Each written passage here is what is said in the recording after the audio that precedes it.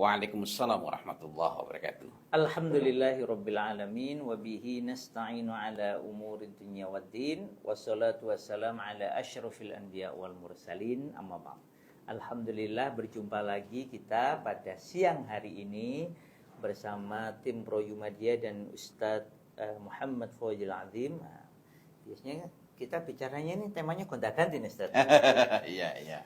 Ani jadi ingat apa istilah fleksibel itu kadang disebut agility ya. Agility. Fleksibel itu hanya salah satu komponen pada agility. Betul. Makanya jadi ingat agility karena ternyata memang konsep agility itu terutama learning agility menjadi lebih kaya ya. Kalau saya biasanya menyebut dengan kualitas sikap dasar mental ya. Kualitas sikap dasar mental. Kalau beberapa kali saya berbicara mengenai potensi itu nomor satu adalah kualitas sikap dasar mental. Tetapi istilah itu sebenarnya saya bikin istilah sendiri untuk merangkum. Tetapi memang kalau menggunakan istilah yang lebih banyak dipakai memang akan lebih simpel ya. Jadi kalau kualitas sikap dasar mental itu menyangkut mental agility. Mental agility itu nanti akan akan berpengaruh pada learning agility. Walaupun nanti kalau kita bicara tentang learning agility alias kelincahan, kecekatan dalam belajar, agile itu kan sebenarnya lincah. Tapi kalau kita mengenai lincah semata-mata enggak juga. Nah, itu nanti biar kita paham, insya Allah kita akan bahas pada pertemuan siang hari ini. Lalu ada resiliensi, dalam hal ini adalah mental resilience. Beda ya dengan tadi ya yang agility ya. Beda. Dan ini nanti akan sangat berpengaruh kepada daya tahan seseorang dan kelincahannya, walaupun itu berbeda, walaupun hal yang berbeda. Jadi ada beberapa komponen sehingga saya ketika mempelajari berbagai referensi itu, saya melihat bahwa ini mestinya dapat disimpulkan pada satu istilah kualitas sikap dasar mental. Tetapi kualitas sikap dasar mental itu pun memang suatu yang asing. Sebagaimana ketika kita membahas tentang mental agility maupun learning agility. Nah, kalau learning agility itu salah satu literatur yang bagus itu adalah tulisannya Linda S. Cravett ya. Ini yang ini ya, di tengah ini ya. Iya, itu Linda S. Cravett sama Mbak Seri. Mbak Seri. Ini emak-emak semua ini ya, emak-emak iya, mbak ini ya. Mbak Sherry. Linda sama Mbak Sherry, Bu Linda sama Bu Sherry Sherry. Caldwell. Jadi Bulik Linda sama Bulik Sherry ya. Dan ini termasuk sudah sangat umum dipakai di berbagai tempat ya. Iya. Jadi kalau kita belajar tentang ini kan learning ya, belajar tentang learning agility, literatur yang kredibel adalah learning agility yang ditulis oleh Linda S. Cravett dan Sherry Caldwell. Saya alhamdulillah punya beberapa yang berbicara tentang learning agility ya. Kalau Raymond Caldwell kan dia terkenal dengan teori dasarnya tentang kematangan risetnya tentang motivasi, enhancing adapt, motivation to learn, bagaimana meningkatkan motivasi orang dewasa untuk belajar. Yang Wolotkowski. Ya, Raymond C. Wolotkowski. Wolotkowski ya. Nah, itu kan sangat terkenal dengan kajiannya, penelitian yang terus-menerus dan semakin mendalam. Dan Raymond C. Wolotkowski itu memiliki reputasi yang luar biasa, reputasi yang sebenarnya reputasi yang luar biasa itu menyalahi bukunya Wolotkowski sendiri. Karena dalam buku Wolotkowski yang judulnya Enhancing Adult to Learn, baik pada edisi ketiga maupun edisi keempat yang terbaru, Wolotkowski itu mengingatkan betul di edisi ketiga ya, bahwa penggunaan jargon luar biasa itu tidak bermanfaat. Sehingga sebaiknya kalau ingin cerdas itu kurangi jargon sebanyak-banyaknya. Jadi jargon itu maksudnya ada kalimat yang kelihatannya wah super sekali. Tetapi isinya sebenarnya karena kata-kata yang wah itu membuat kita lupa untuk mengecek kata-kata kita itu ada isinya enggak sih gitu. Nah, itu hal-hal yang perlu dihindari. Jadi Wolotkowski menegaskan dia perlu berjuang keras di dalam buku Enhancing Adult Motivation di edisi ketiga itu untuk mengikis untuk mengurangi sebanyak-banyaknya, seminimal mungkin, agar kalau ada kata-kata nggak sifatnya nggak jargon. Gitu. Nah, jadi ini hal yang menarik ya, Iya, hal yang menarik. Nah, kalau kita lihat nanti Lord Koski ini juga punya buku, sempat diterjemahkan dalam bahasa Indonesia, dan saya untuk buku ini saya nggak punya. Kalau terjemahnya ada, tapi saya merasa bahwa selama ini, apalagi kalau terjemahnya nggak terlalu kredibel ya, selama ini lebih enak, lebih dapat pelajarannya itu kalau baca aslinya. betul, betul. Judulnya Eager to Learn, Eager to learn. hasrat untuk belajar. Masya Allah. Nanti ada juga bukunya Lord Koski untuk guru. Nah, itu adalah buku-buku yang katanya dengan motivasi belajar. Kalau orang itu motivasi sangat kuat, maka dia akan memiliki ketangguhan menghadapi kesulitan. Nah, learning agility itu hal yang lebih bukan merangkum ya. Kalau tadi motivasi ini mencakup beberapa hal. Nah, Kalau bicara learning agility itu sebenarnya ini pembahasannya untuk anak yang belum dewasa atau sebenarnya ini juga bisa untuk segala usia. learning agility, namanya agile kan berarti berarti kan Yeah. sudah teruji. Iya. Tetapi kan kita nggak bisa, ya kan kita lihat dulu lah nanti. Ada proses-proses yang perlu kita telusuri. Misalnya, siapa sih orang-orang yang cenderung rentan tidak memiliki agility itu? Yakni mereka yang selama ini dilemahkan daya juangnya, dilemahkan fleksibilitasnya. Maksudnya gimana? Contohnya, kalau kita melihat pada Adam Grant ini seorang psikolog di Wharton University. Nah, dia profesor, dan dia dia Juga peneliti dan penulis ya. buku. Nah, dia menunjukkan bahwa ketika guru atau orang tua ngajari anak itu, oh ini anaknya kinestetik, oh ini anaknya visual, oh ini anaknya auditori, lalu proses pembelajarannya didesain, oh ini cocok untuk anak auditori, maka itu justru melemahkan sehingga tidak memiliki agility. Tidak memiliki learning agility gara-gara tadi ya hanya fokus ke visualnya saja atau Iya, kinestetiknya dan bahkan saja. bukan hanya itu, dampak lebih jauh itu pada mental agility secara lebih luas.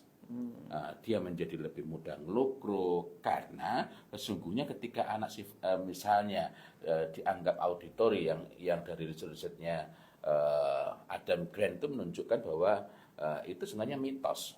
Dan itu nanti banyak lagi ya hal-hal yang Artinya yang disebut sebagai apa gaya belajar atau ya tadi ya gaya belajar Iya, learning visual, style, ya. learning style tadi gaya belajar visual, auditorial, kinestetik itu sebenarnya visual, auditori, kinestetik. auditorial. Auditori kinestetik itu sebenarnya adalah satu mitos. Produk-produk training gitu ya. Yang kedua, kalau itu diterapkan kepada anak-anak atau Iya. mahasiswa mungkin ya malah ya. Iya. Bahkan sampai mahasiswa itu menghasilkan orang-orang yang tidak punya learning agility, mental agility. Lebih dasar lagi mental agility.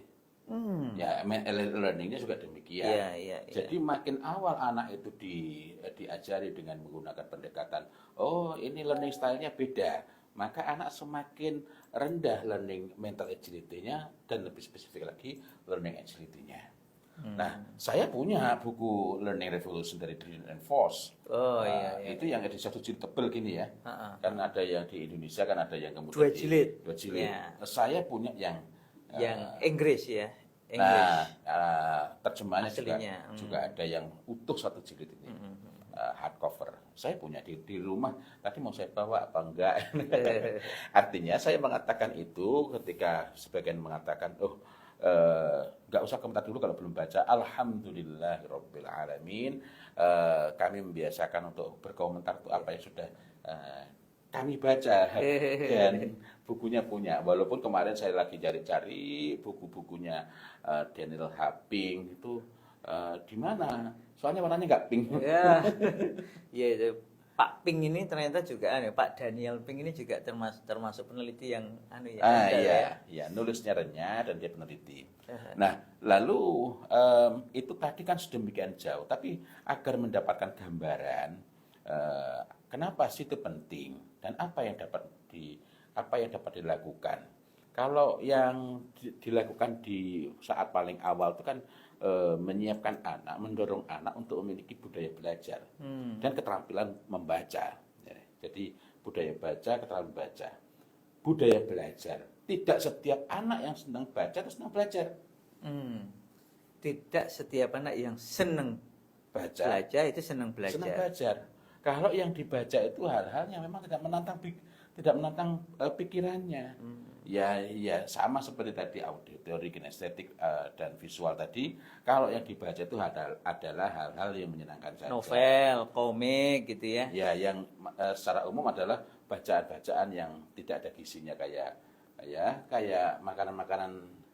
Iya, kayak ringan itu ya, makanan ringan. Nah, jadi sama sebenarnya kaidahnya dengan kalau anak itu belajar itu hanya oh ini auditori, oh ini kinestetik, oh ini visual. Begitu pula ketika anak membaca hanya hal-hal yang menyenangkan saja. Kan kadang-kadang orang tua mengatakan begini, ya daripada gadget, udahlah anak di pondok dia mau baca juga seneng. Nah, daripada nanti nyari gadget. Nah, artinya kalau begitu yang dihasilkan pun juga cuma daripada gitu. Nah, itu penting untuk kita ingatkan, mengingat banyak sekali klaim-klaim yang beredar sangat luas. Misalnya ini yang kita jumpai di NCBI itu jurnal-jurnal ya, publikasi ilmiah di publikasi ilmiah yang dikeluarkan oleh NCBI itu ya. Saya coba bacakan nukilannya itu. Yeah. According to a widespread claim used for teaching recommendations, students remember 10% of what they read. Cuma 10% dari yang dibaca, yang dia baca ya. Ini yang klaim yang banyak beredar. Dan itu saya dengarkan di banyak kesempatan. 20% of what they hear. 20% dari yang dia not dengar. Always mean listen. 30% of what they see. Wah, kan belum semua ya.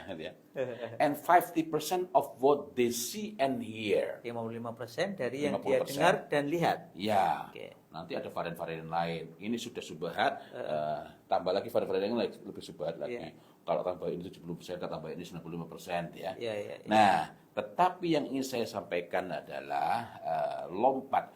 Thus, the widespread claim is clearly wrong. Salah ya? Not only in its percentage, but also because its lack of generality. Oke. Nah, kan itu ada saya punya itu beberapa buku berbahasa Indonesia yang tadi klaimnya itu. Iya. Kalau baca cuma 10%, kalau dengar cuma 20%, kalau baca dengar tadi 50%, nanti kalau apa gitu ya sampai ada yang bilang 90-an persen. 95%. Ya. Tadi pun saya sempat ngecek lagi yang 95% itu, dan memang ajaib betul itu. Itu ternyata tidak ada bukti ilmiahnya ya. Iya. Dan itu justru menyalahi itu. Nah, ini kan sesuatu yang memilukan ya kalau kita tengok orang sudah percaya jebule ternyata ya. Mak pelekuti ternyata tidak ilmiah. Kan dikatakan nanti kalau itu dia praktekkan itu 75% dia ingat. Nanti kalau diajarkan ke orang lain jadi ingat 90% dan lain-lain ya. Yeah. Nah, tetapi hal pentingnya adalah ketika orang melihat membaca itu cuma 10%. Akhirnya banyak lembaga, orang tua maupun guru yang udah anak-anak nggak usah banyak baca, nggak apa-apa. Sudah reading index kita ini rendah, ditambah lagi oleh subhat semacam itu. Nah, ini sekaligus untuk menunjukkan bahwa kalau ada yang mengatakan bahwa di antara fitrah manusia adalah fitrah membaca atau sesuatu ya Quran itu pasti benarnya. Tapi kalau asal comot itu bukan Qurannya yang salah. Itu berarti orang yang berpendapat begitu satu. Bukan pendapat. Maaf, kalau kita pakai usul fikih. Iya. Itu berarti orang yang menyebutnya asumsi. Bukan. Kemungkinannya cuma dua. Kalau bukan jahil itu waham. Iya. Orang yang punya waham atau Iya. kejahilan terhadap itu berarti satu, dia nggak pernah baca serius tafsir ayat yang menyebutkan makna fitrah ya. Iya. Dan tidak pernah membaca secara sungguh-sungguh hadis dan syarah tentang fitrah ya kan. Iya. Hadisnya banyak ya, Ustaz, ya. Juga termasuk itu ayat tentang apa gitu. Iya. Sama halnya kan Iso dia itu. apa namanya orang yang mengatakan bahwa fitrah menikah Loh, dasarnya loh. adalah apa namanya Tungkahul fankihu ma tobalakum minan nisa masna wa thulatsa wa ruba. Padahal kalau asbabun nuzul ayat itu kan bukan Ya berkenaan Allah, dengan ya Rabb. orang yang senang nikah gitu tidak. Tapi kita kembali Ya, lagi. Nah, di antara hal awal yang perlu kita lakukan, perlu kita perhatikan agar anak-anak itu memiliki agilitas belajar, learning agility, ialah menyiapkan mereka untuk membaca, Menyiapkan anak untuk membaca. menumbuhkan budaya baca. Oke. Jadi kalau saya Bukan hanya kebiasaan membaca ya, tapi budaya membaca. bisa itu bisa praktek nggak, bisa praktek sholat nggak bisa, belum tentu mau. Makanya ketika saya nulis buku itu saya kasih dulu buat anak gila membaca ini ya. Ini ya. Iya. Ini nih ya. Nah, jadi bukan cuma mengajari anak membaca. Ini covernya kayaknya ada beberapa ini ya. Nah, ini cover yang diperbarui Oke. karena dulu kan covernya membaca sambil tengkurap. Oh iya, Nah, itu kan secara kemudian. syariat dilarang. Betul. Sehingga saya langsung sampaikan agar Alhamdulillah. diperbaiki gitu ya. Bolanya cukup ditaruh di kaki, yang penting baca gitu ya. Ya, buku yang harus ada di apa namanya, yang harus ada di tangan dan di hati. gitu ya. Masya Allah. Nah, Oke. lalu agilitas belajar itu bentuknya ada berapa? Agilitas belajar.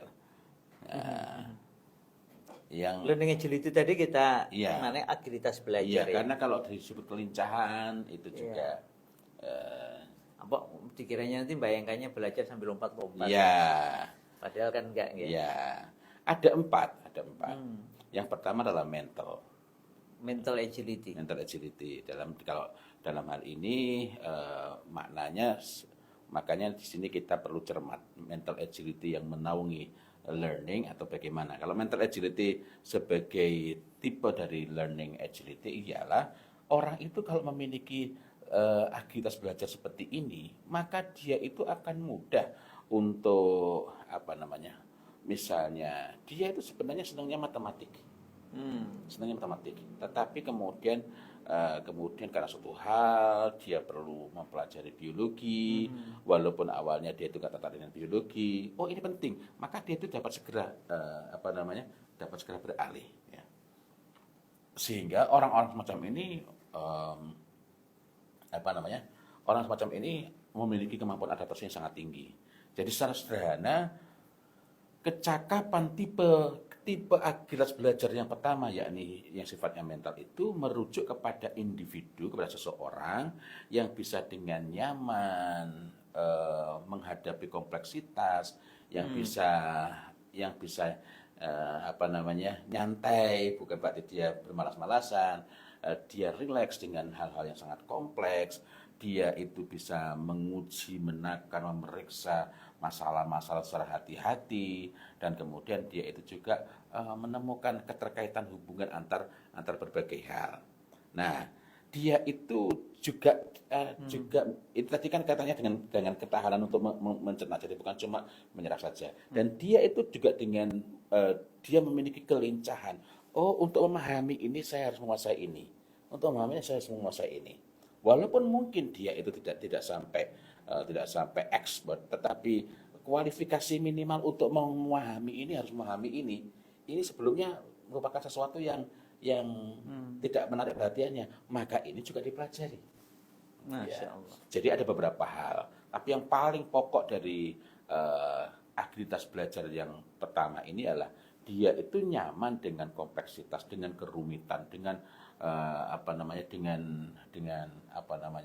dengan hal-hal yang pelik itu. Dia dapat menguji masing-masing itu masalah secara hati-hati, secara cermat gitu. Dan ini memerlukan ketahanan mental ya. Dan dia itu bisa memahami, melihat hubungan antar berbagai hal yang berbeda-beda itu. Oh, baca buku ini, baca buku ini, baca buku ini. Oh, mendengarkan dari ini, mendengarkan dari ini.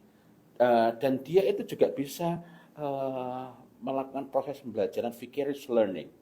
Vicarious learning itu seringkali dimaknai sebagai solving problem in the head. Oh, gini ya. Menyelesaikan permasalahan di kepala. Jadi dia bisa seperti Proses komputasinya di luar biasa. iya. Jadi solving problem in the head. Nah, jadi mental itu tadi kaitannya sana. Nah, mental ini mudah rusak kalau anak dari awal itu tidak belajar. Contohnya gini, ya kan aku kinestetik, sehingga anak itu liar, begidakan, pencilaan, lari sana, lari sini, nggak ada pendisiplinan atas nama kinestetik. Saya jadi teringat suatu ketika saya mengisi di Makassar di sebuah sekolah, lalu ada anak jalan. Saya tanya, ini mohon maaf, saya nggak menyebutkan cara berbahasa secara persis ya, karena saya kalau di Makassar cara berbahasa saya agak berbeda. Mohon maaf, ini kenapa anak ini kok dibiarkan begitu? Maka pimpinan lembaga itu mengatakan, ini anak yang kinestetik, Ustaz. Lalu saya tanya, oh kinestetik, apa bedanya kinestetik dengan liar? Karena anak itu dibiarkan Iya. seenaknya sendiri. Padahal kalau kita tengok berbagai literatur, di rumah ada beberapa buku tentang disiplin in the classroom, school discipline. Kemudian kalau kita tengok juga misalnya dalam buku Classroom Management That Works, yang terus oleh P.J. Marzano ya, ini buku yang sering saya sebutkan namanya. Karena ini merupakan hasil penelitian longitudinal selama 40 tahun. Nah, number one dari lima hal kalau di Marzano itu, kalau pingin kelas itu sukses, nomor satu apa? Rules and procedures. Rules and procedures, aturan dan prosedur. Dan dalam rules and procedures itu number one adalah do's and don'ts. Do's itu berarti aturan-aturan yang disampaikan dalam bentuk kalimat perintah. Bukan cuma siswa diwajibkan untuk membawa alat tulis, bukan. Berarti kalau gitu apa? Bawalah alat tulis, begitu ya. Iya.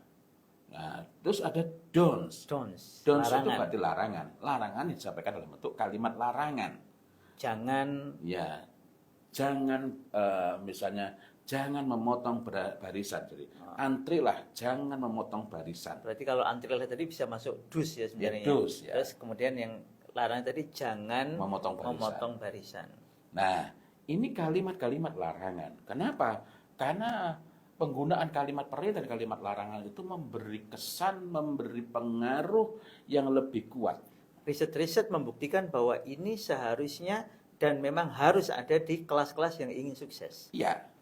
Jadi classroom management itu ada 5 hal yang paling mendasar. Berarti kalau dibalik Ustaz ya, kalau ada sekolah, ada kelas tidak menggunakan rules and procedure dan tidak ada larangan maupun perintah dengan jelas, akibatnya anak itu nanti agility-nya rendah, kemudian nanti resiliensinya juga rendah, adversity itu berarti ketangguhannya itu juga rendah, dan itu dihasilkan oleh proses pembelajaran yang salah di sekolah. Apalagi kalau di rumah juga demikian. Saya jadi teringat ada orang tua yang sempat menghubungi saya, ingin konsultasi, yang bingung saya. Kapan saya ngasih waktu gitu ya. Kenapa? Ini ada anak-anak yang di rumah sudah disiapkan dengan baik, sudah sudah dididik, diajari adab. Begitu masuk sekolah SD unggulan itu ternyata berantakan karena karena adab-adab itu di sekolah anak jadi seenaknya sendiri gitu ya. Nah, jadi bingung. Akhirnya anak gak sopan dan lain-lain. Ketika orang tua mau mengetati, mau menegur, diingatkan yang lain. Jadi sekolahnya kena waham tadi ya. Iya, dan orang tuanya ini juga ditegur oleh orang tua yang lain. Kita nggak bisa pakai cara begitu, kita pakai cara-cara yang terbaru, yang ilmiah. Padahal semua itu tidak ada basis risetnya. Nah, karena itulah ketika kita bilang ilmiah, itu ya harus berdasarkan ilmu. Gitu. Ada riset dan sandaran maroji yang bisa dipercaya ya. Nah, kemudian yang kedua berkenaan dengan agilitas belajar itu adalah people agility. People agility, Jadi agilitas agilitas. dengan orang ya. Maksudnya gimana? Ada orang-orang yang dia kalau yang ngajar gurunya itu menarik gitu ya. Anak-anak, maka dia belajarnya sungguh-sungguh. Tapi begitu gurunya ganti, dia kecewa, dia sewot dan dia itu nggak mau belajar dengan guru itu. Hmm. Ada yang sampai minta pindah sekolah, itu artinya anak ini nggak memiliki agilitas belajar dalam konteks people agility. Iya, iya, iya. Gimana terjemahannya ya? Terjemahannya agilitas Agilitas. orang. Iya, iya. Ini saja saya mau terjemahkan sebagai kelincahan kok ya nggak pas juga ya. Iya, iya. Nah, jadi agilitas orang itu atau people agility itu merujuk kepada orang yang mengetahui orang-orang yang mengetahui diri mereka dengan sangat baik dan mereka siap untuk berinteraksi, siap untuk melakukan sesuatu, siap untuk bekerja sama dengan orang yang berbeda-beda dalam situasi-situasi sulit. Jadi sebenarnya ini kayak penggabungan antara kompetensi personal dan sosial ya. Iya, interpersonal dan sosial. Karena itulah, mari kita tempatkan sesuatu pada tempatnya. Maksudnya gimana? Contoh, kalau kita baca sejarah dari multiple intelligences dari Howard Gardner, Howard Gardner itu kan nggak meneliti potensi, tapi meneliti hasil. Wah, saya tadi itu ketemu di sini di Learning Agility itu, Iya. ternyata orang-orang yang disebut high performers itu mayoritas bukan high potential. Jadi ketika nanti yang ini sudah bagus, Iya. ketika dihadapkan pada situasi baru, Iya. itu ternyata banyak gagalnya. Iya. Tapi sebaliknya, kalau high potentials itu otomatis high performers. 93% angkanya. Nah, padahal potensial itu nanti juga rujukannya bukan berarti bakat. Iya, bukan. Nah, kalau kita tengok di sejarahnya, karena itulah saya sering mengingatkan, penting sekali untuk mengetahui sejarah sesuatu, termasuk sejarah dari multiple intelligences. Multiple intelligences itu basisnya bukan riset tentang potensi, tetapi riset tentang hasil. Oh, ternyata ada orang yang unggul dalam bidang ini, bidang ini, bidang ini. Nah, keunggulan yang sudah merupakan performance itu yang kemudian disebut sebagai kecerdasan, intelligences. Jadi itu produk akhirnya, bukan potensi dasarnya.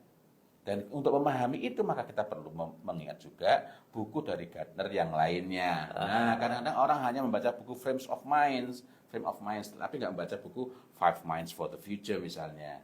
Nah, ini penting, sekali lagi penting untuk membaca dengan jangan sepotong toh. Apalagi membaca dengan kritis, dengan cermat. Cermat. Nah, kalau tadi cermat tadi itu erat kaitannya dengan tadi mental agility. Jadi mental agility itu juga merujuk pada ketika dia mempelajari sesuatu itu tidak kemerungsung, tidak speed reading, tidak ambil cepatnya gitu, Tidak gerusa-gerusu ya. Iya. Lalu ada yang mengatakan, kalau sekarang ini bacanya lamban, nggak membaca cepat, kita ketinggalan. Ketinggalan sama apa? Karena itu mengingatkan saya pada buku dari David Seng. Judulnya Data Smoke. Oh, data smoke. Data smoke. Apa itu? Asap. Kotoran data. Oh, kotoran ya. SMOG, bukan smoke ya. Smoke, kotoran data. Limbah data. Limbah data. Ya, ini ketika orang itu merasa bahwa saya harus membaca apa saja, tapi dia nggak tahu mana yang penting. Dia hanya membaca saja. Di kepala ini isinya macam-macam, tapi sampah semua. Atau 90% sampah, itu namanya data smoke. Itu kayak anak yang biasa makan sih, makannya banyak, tapi ternyata makannya itu Junk food semua. junk food. Iya. Akhirnya mudah terkena Betul. kanker Iya. dan sebagainya. Karena itulah di antara hal yang saya tekankan ketika nulis buku buat anak gila membaca itu bagaimana anak itu bukan hanya senang baca, tetapi anak itu dapat mengambil pelajaran di situ, dan disitulah pentingnya peranan kita sebagai orang tua dalam mendampingi. Nah, tapi kembali lagi pada pembahasan tentang agilitas tadi ya. Jadi di situ dia nyantai, nyaman, bukan nggak disiplin dalam mencermati hal-hal yang pelik, berhati-hati dalam menguji sesuatu. Kalau gini gimana, kalau gini? Oh, tar dulu, tar dulu. Jadi, tar dulu bukan menunda-nunda ya. Oh, sebentar, kita cek dulu. Ini maksudnya gimana? Tidak, kalau speed reading nggak bisa gini. Iya. Ya, jadi deep reading. Deep reading. Iya. Sama nanti juga kalau praktek ya deep practice ya. Deep practices. Bukan asal praktek ya. Ya, deep practices Karena itu. ada mitos tuh Ustaz. Practice makes perfect. Ya. Ternyata tidak sembarangan praktis ya, Betul. tapi deep practice. Orang yang praktek setiap hari hanya membuat dia lancar, tapi belum tentu menjadi unggul. Kalau yang dilakukan itu bukan deep practices menurut istilah di apa namanya? Coil itu ya? Ya. Siapa? Punyanya Coil itu Ya, pakai deep talent practices. coach ya. Talent. Di tempat lain pakai istilah deliberative deliberate practice. Deliberative practice. Nah, kita kembali lagi pada bagian ini. Jadi ketika seseorang itu memiliki agilitas orang, Iya. people agility. Tapi menarik juga agilitas orang itu berarti memang orang kebayang ya bahwa dia Iya, itu mudah iya. sekali berinteraksi dengan orang-orang yang membawa manfaat bagi dia gitu ya. Iya, dia itu bahkan siap untuk belajar kepada orang yang tipikalnya sangat berlawanan dengan misalnya dia itu ketika diajar oleh guru yang ini, gurunya itu ramah, gurunya itu humoris, gurunya itu wah pokoknya kocak banget dah. Akrab. Begitu ganti gurunya dingin. Assalamualaikum warahmatullahi wabarakatuh. Silakan dibuka halaman berikutnya. Nggak banyak, Tidak banyak anunya ya. terus datar. Jadi itu kan kontras banget. Iya. Dia itu bisa sama enjoy-nya. Karena yang dicari bukan hiasannya tapi Iya, ilmunya ya. itulah sebabnya saya sering mengingatkan bahwa yang paling pokok bukan berarti guru nggak boleh menarik, tapi yang paling pokok itu bukan bagaimana teknik guru menyampaikan dengan fun teaching, joyful learning dan ing lainnya, melainkan bagaimana agar anak itu memiliki learning attitude, sikap belajar, Ya. memiliki sikap belajar yang baik. Dan ini harusnya dibangun pada saat anak kelas 1 sampai dengan kelas 3 kalau kita bicara SD. Iya. Tapi kalau kita bicara lebih menyeluruh, ini dari saat dia playgroup hingga SD kelas 3 itu fokus pada learning attitude, sikap belajar. Nanti di SD kelas 4, harusnya SD kelas 4 kalau ini yang beres, maka di kelas 4 itu anak sudah memiliki kemandirian belajar, yakni dia itu sudah memiliki keinginan, kemauan, memiliki kehendak kuat untuk belajar. Sehingga di kelas 4 itu anak diajari mengenai keterampilan belajar, learning skills. Jadi ada keterampilannya. Tapi kembali lagi pada poin ini. Jadi agilitas belajar yang kedua itu namanya people agility. Agilitas orang ya gitu. Jadi dia itu bisa sama seriusnya, sama sungguh-sungguhnya karena yang dia fokuskan itu gimana dia dapat mengambil sebesar-besar kemanfaatan, setinggi-tinggi kebaikan dari segala situasi tersebut gitu. Iya. Itu. Nah, ini agilitas orang. Gitu. Masya. Jadi sebenarnya ini menarik sekali untuk dibahas. Tetapi akar dasarnya ialah ketika anak itu mulai belajar, dia belajar yang otentik enggak? Authentic ya. Authentic learning. Authentic learning. Nah, otentik enggak? Belajar yang sungguh-sungguh, kalau kita merujuk kembali kepada Adam Grant, yakni ketika seseorang itu dari sejak kecil, dia mengerahkan bagaimana dia tetap nyaman belajar dengan media yang berbeda-beda, dengan sarana yang berbeda-beda, dengan guru yang berbeda-beda, dengan gaya yang berbeda-beda. Nah, kalau anak itu, ini tipikalnya auditori, maka dilayani auditori. Maka begitu dia menjumpai situasi yang berbeda, nggak bisa. Dan dia menjadi orang yang terbiasa dimanjakan. Sehingga dia akan sulit untuk toleransi. Sehingga ketika ganti guru, gurunya nggak asik, gurunya nggak nyaman, gurunya nyebai, gurunya membosankan. Gurunya. Yang salah orang lain. Yang salah lingkungan situasi-situasi nggak enak itu pengap dan lain-lain gitu. Jadi rupanya ketika anak-anak itu dari awal itu tidak dikembangkan kesiapan dan kemampuannya belajar dalam segala situasi, maka dampaknya itu bukan cuma pada prestasi akademiknya semata-mata. Iya, iya. Nah, saya tadi sempat sebutkan ada 4 ya. Iya. Baru 2 tadi, Ustaz. Iya. Ini sampai jam 3, mudah-mudahan mencukupi. Minimal 1 lagi, Ustaz. Yang 4 mungkin bisa, kalau nggak memungkinkan yang Nah. agar tidak tergesa-gesa tadi. Iya. Dan walaupun memang tetap kita tidak bisa sangat mendalam untuk Iya. untuk Menuntaskan semua ya. ya pada siang hari ini. Yang keempat itu masih kaitannya dengan Yang ketiga enggak ini? Iya, yang ketiga. Yang ketiga tuh. Iya. Tadi Iya. tipe yang pertama adalah mental agility, yang kedua People people agility, agility, yang ketiga change change agility. agility. Oke. Iya. Agilitas perubahan gitu ya. Ya gimana ya? Agilitas untuk menghasilkan perubahan atau gimana ya? Menghadapi Jadi, perubahan gitu ini ya. sebenarnya merujuk kepada orang yang gemar, berani melakukan uji coba. Oh kalau gini gimana coba? Kalau gini gimana coba? Berarti orang tipikal ini tidak suka di zona nyaman gitu ya. Hanya di situ terus. Sebenarnya bukan ke zona nyamannya ya. Dan ini bukan tipe orang yang dalam arti coba-coba nggak mau serius. Nah, tetapi ini agar bisa begini gimana? Fokus mungkin agak susah saya teruskan dulu ya. Jadi Iya, iya. dan dia dapat menghadapi mengatasi secara efektif terhadap ketidaknyamanan maupun perubahan-perubahan yang sangat cepat. Oke. Nah, kalau misalnya ada orang saya tadi kok tiba-tiba makleng lupa. Ini orang pingin bikin bumbu, meng-create ya, menghasilkan satu olahan masakan. Tapi pengen yang unik, enak itu. Nah, yang orang itu lihat, walaupun lihat nggak bisa niru. Kenapa? Karena ini memang memerlukan kepekaan betul. Atau ya contoh yang legendaris ya, Thomas Alva Edison itu memerlukan 1000 kali percobaan. Itu 1000 kali percobaan untuk menemukan elemen yang tepat, elemen yang pas sehingga Filamen lampu itu ya. Iya, itu lampu bisa ini. nyala.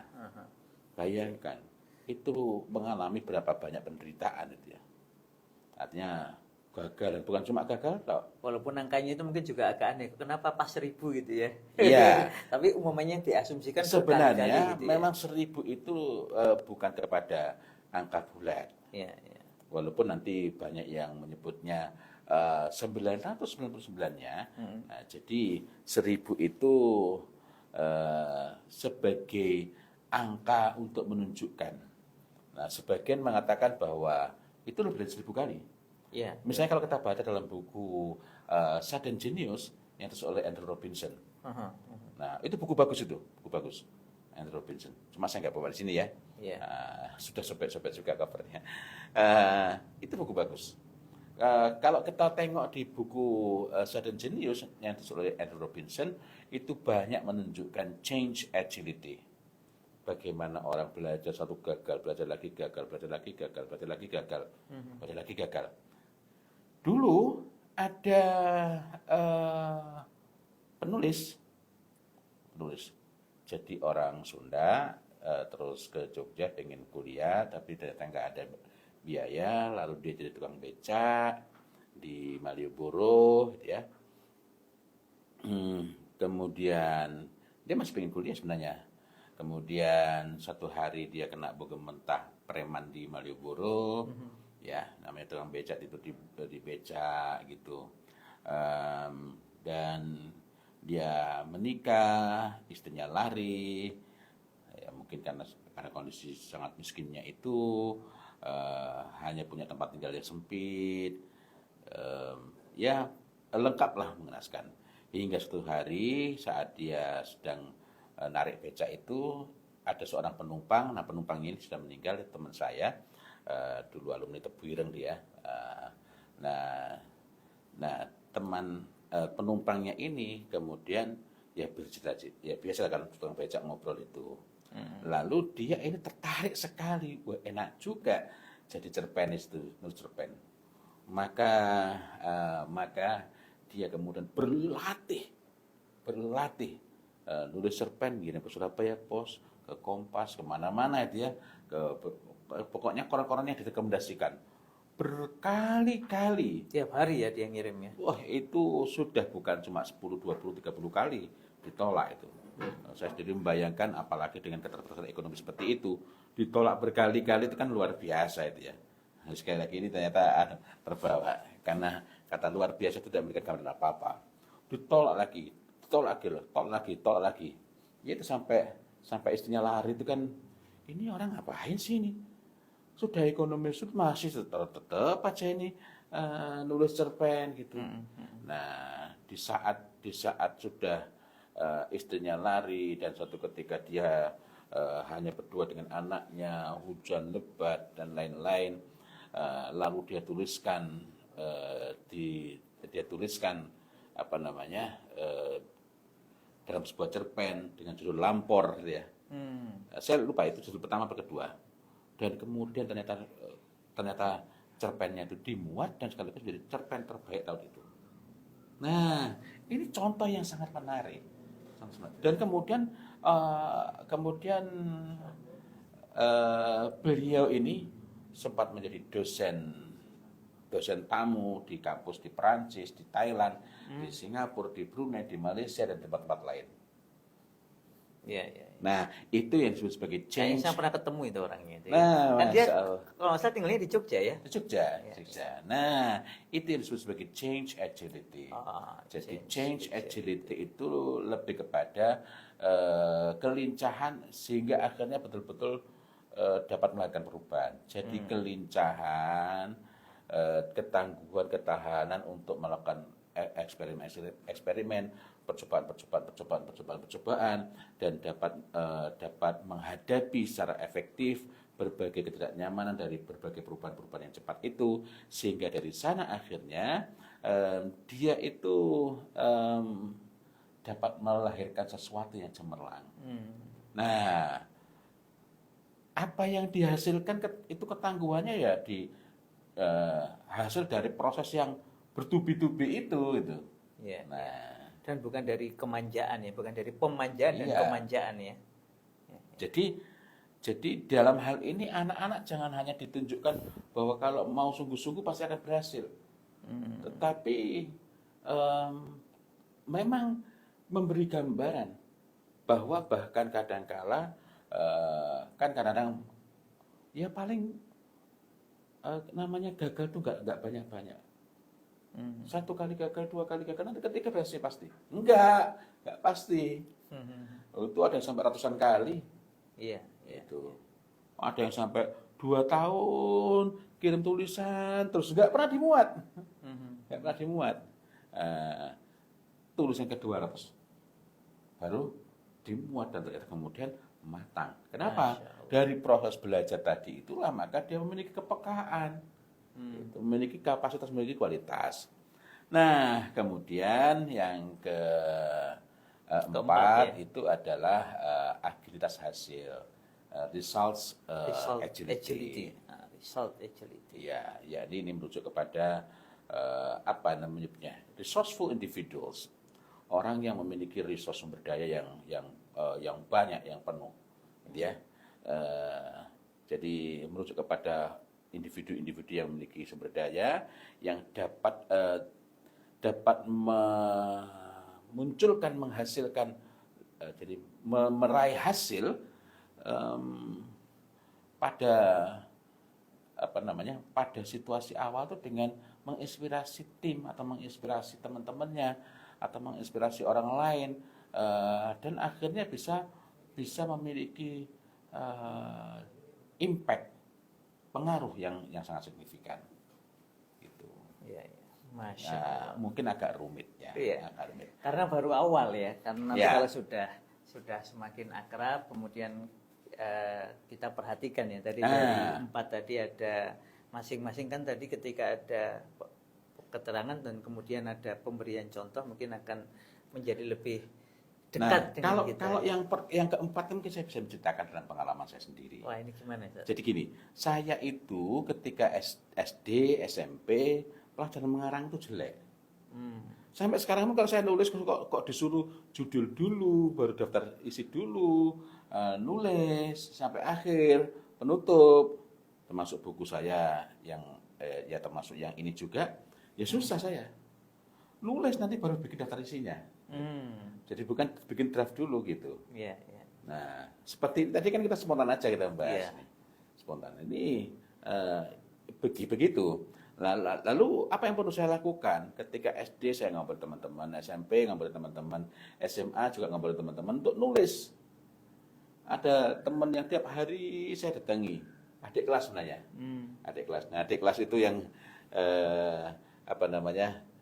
Kemarin saya minta tolong untuk belikan buku sekarang tinggal di UK. Yang sekarang tinggalnya di UK. Iya. Dulu adik kelas jenengan. Adik kelas yang seangkatan dengan saya, kakaknya. Sekarang tinggal di Solo jadi dokter ya. Nah, itu salah satu dalam tanda petik korbannya gitu. Saya ngumpulin mereka, saya ngasih cerita kepada mereka, bagusnya nulis gitu kan. Mereka nulis. Yang tragis kan ketika SD. Kalau dibilang tragis, mereka tragis. Iya. Yang saya komporin itu pada dimuat tulisannya. Saya enggak. Saya enggak. SMP juga begitu. Saya baru dimuat tulisan saya itu pertama kali SMP kelas 3. SMP kelas 3. Padahal yang saya komporin itu saya yang ngirimkan tulisannya, saya yang membantu mengetikkannya. Jadi saya itu mencoba menginspirasi teman-teman ini. Nulis. Mereka dimuat, saya enggak. Tapi tetap ada result ya, kan dimuat ya.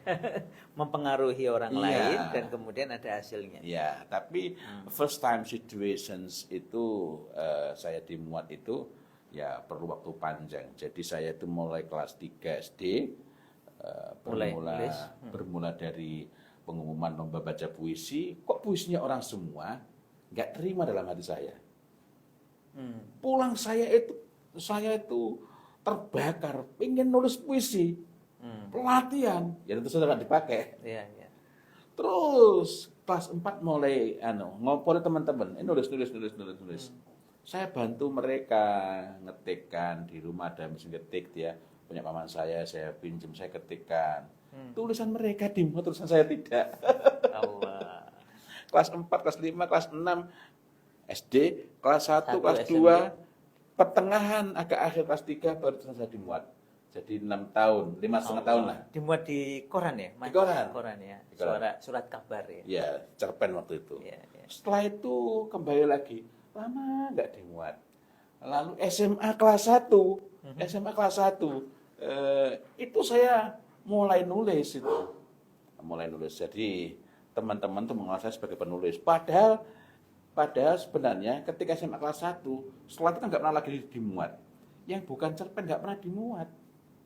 Nah, tapi SMA kelas 1 saya mulai produktif, sehingga akhirnya SMA kelas 2 apalagi, dan ketika kelas 2, redaktur di Harian Solo Surabaya Pos menyampaikan agar saya nggak lagi nulis di kolom untuk pelajar, tetapi mendorong saya untuk nulis di kolom yang disediakan untuk para pakar, untuk para dosen, para guru gitu ya.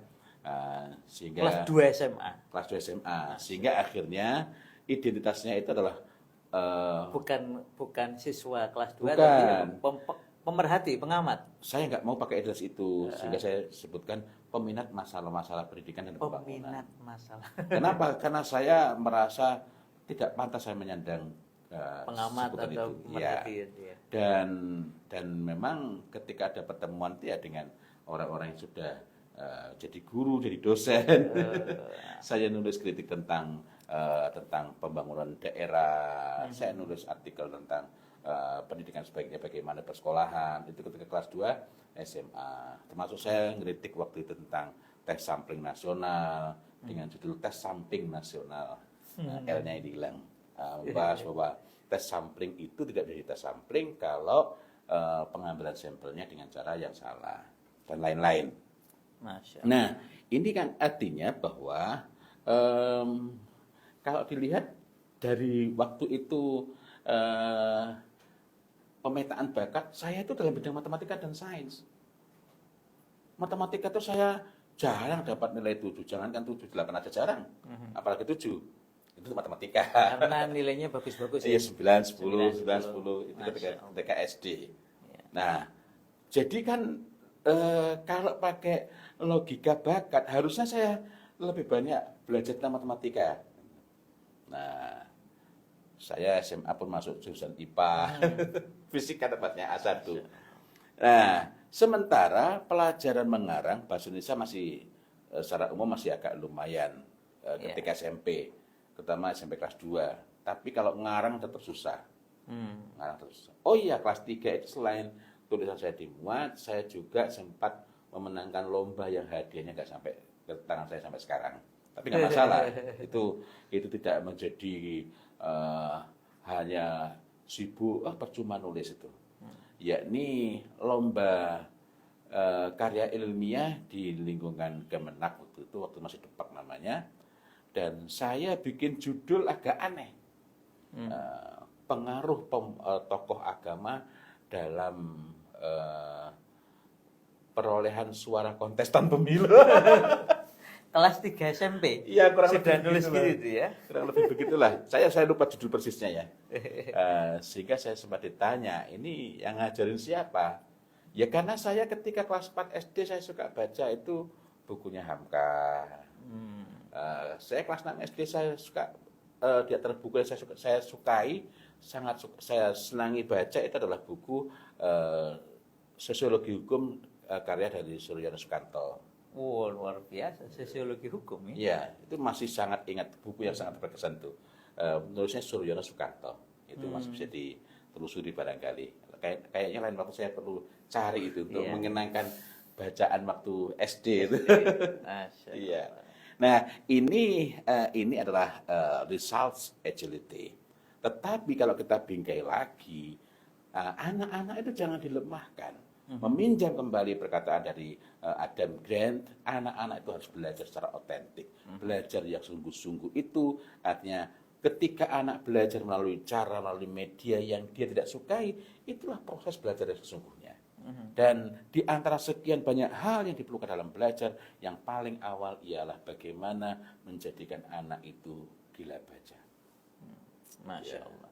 Berarti bukan sekedar bisa baca, tetapi meminati membaca. Dan mau mencermati. Mendampingi artinya memaknai, bukan cuma melahap saja. Ya, Masya Allah. Alhamdulillah. Demikian jamaah sekalian. Ini insya Allah juga sekaligus ini ini apa namanya ya, tipis-tipis pengumuman Ustadz, kan sudah ada yang nanyakan kepoin Ya, online Pro You Media. Insya Allah nanti akan segera diumumkan ya bagi yang sudah bergabung di grup, pantau terus grupnya. Atau mau mendalami tema ini?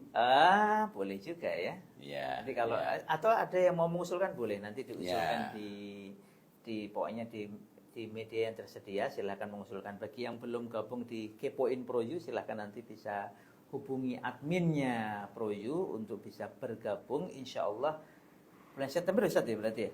Iya. Mungkin pekan ketiga. Nah, kalau yang tadi ini ya bukunya. Nah, ini. Ya. Alhamdulillah ini sedang dalam perjalanan juga beberapa buku. Dua sebenarnya, tapi beberapa eksemplar ya. Itu dari UK buku. Alhamdulillah. Ya, bukan masalah dari UK atau dari mana ya, tapi bahwa buku itu memang bergizi, memang berharga. Hasil riset bisa dipertanggungjawabkan dan layak kita cermati. Bukan cuma buku yang lagi booming. Ya, bukan buku yang penuh jargon. Nah, penting itu ya. Dari Raymond G. Wlodarski. Itu menarik itu ya bukunya. Demikian, semoga bermanfaat insyaallah. Sampai berjumpa di lain kesempatan. Wabillahi taufiq wal hidayah. Wassalamualaikum warahmatullahi wabarakatuh. Waalaikumsalam warahmatullahi wabarakatuh.